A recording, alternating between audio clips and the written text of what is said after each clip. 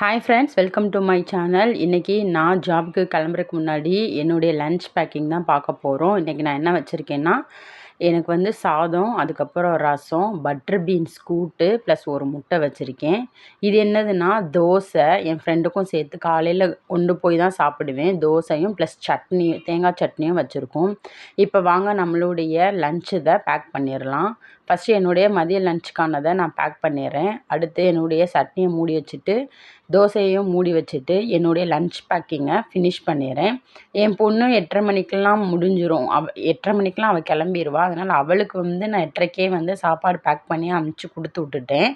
இப்போ நான் எனக்கு பேக் பண்ணிகிட்ருக்கேன்.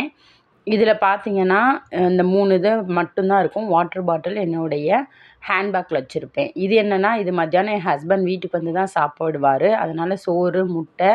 இந்த பாக்ஸில் என்ன இருக்குதுன்னா பட்டர் பீன்ஸ் கிரேவி, அதுக்கப்புறம் இதில் ரசம், இதில் அப்பளம் வச்சுருக்கேன். ஸோ இதோட என்னோடய ஒர்க் எல்லாம் முடிஞ்சிருச்சு. வீட்டில் அப்படியே கிச்சனையும் சைட் பை சைடாக க்ளீன் பண்ணிட்டேன். பாருங்கள், ஃபுல்லாக எல்லா ஒர்க்கும் வேலை பார்த்து முடிஞ்சதுக்கப்புறம் இப்படி தான் இருக்கும் கிச்சன்.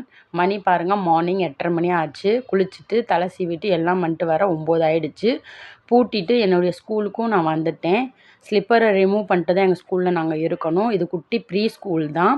அதனால் ஸ்லிப்பர் கழட்டிட்டு நான் விறுவிறுன்னு நடந்து என்னுடைய கிளாஸ் ரூமுக்கு போயிட்டேன். பாய்.